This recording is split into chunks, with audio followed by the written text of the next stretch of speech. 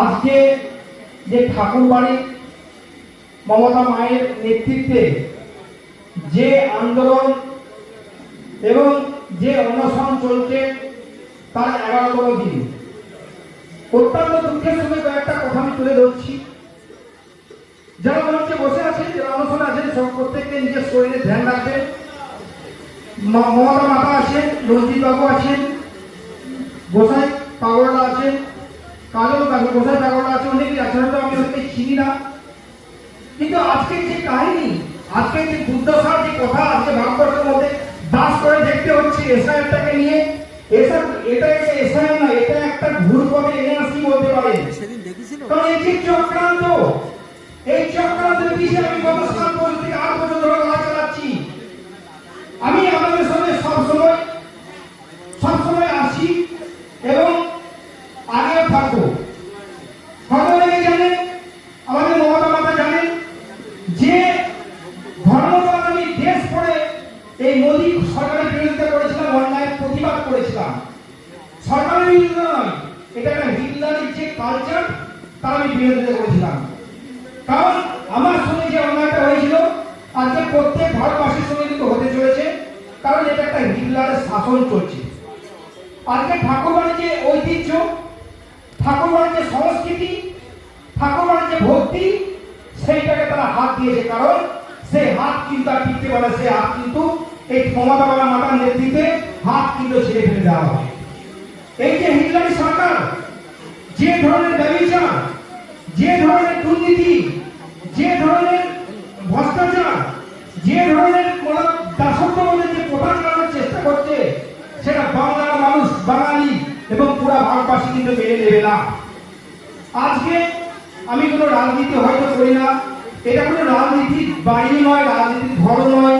এই জায়গাটা একটা পবিত্র জায়গা, ভগবানের জায়গা। সেই জায়গাটাকে নিয়ে দেখেন প্রত্যেকে ভুল ভাল কথা রাজনীতি করছে।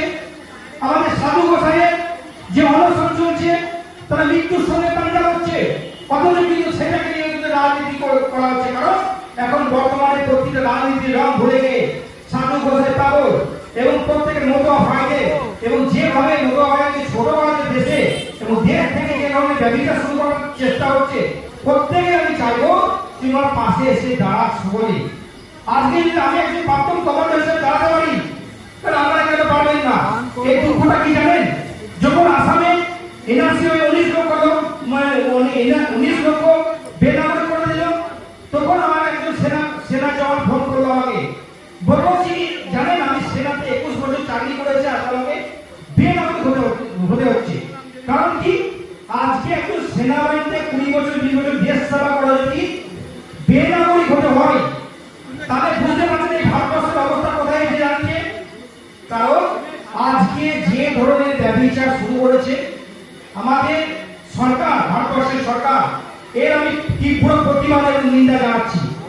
তার সঙ্গে সঙ্গে আমি একটাই বলবো, এসআইআর এনআরসি ব্যাপারে মানিক দাস অনেক কিছু মোটামুটি কয়েকটা কথা, দিল্লির ব্যাপারে কয়েকটা কথা তুলে ধরবো। দিল্লিতে যদি আন্দোলন করতে যান, আমাদের প্রচুর রকম ঝড় ঝাপটা সব রকম আসবে। কারণ আমি ওখানে 6 মাস ধরে যে আন্দোলন করেছি, আমি নিজে ইন্ডিয়ান ফ্ল্যাগ নিয়ে ভর্তি করে ইন্ডিয়া গেটে লাগাতার চলাফেরা পুরো দিল্লি আমি কিন্তু 6 মাস ধরে চলেছি ইন্ডিয়ান ফ্ল্যাগ নিয়ে। কারণ আজকে দেশত্ব তারাই আবার আমাকে দেশভক্তির কথা শোনাচ্ছে, আমাদের মতো মানুষকে দেশভক্তির কথা শোনাচ্ছে, মানুষকে কিভাবে ভালোবাসতে হয়, মানুষের সঙ্গে কিভাবে ব্যবহার করতে হয়, সেটা তাদেরকে শিখাবে, সেটা আমরা করবো।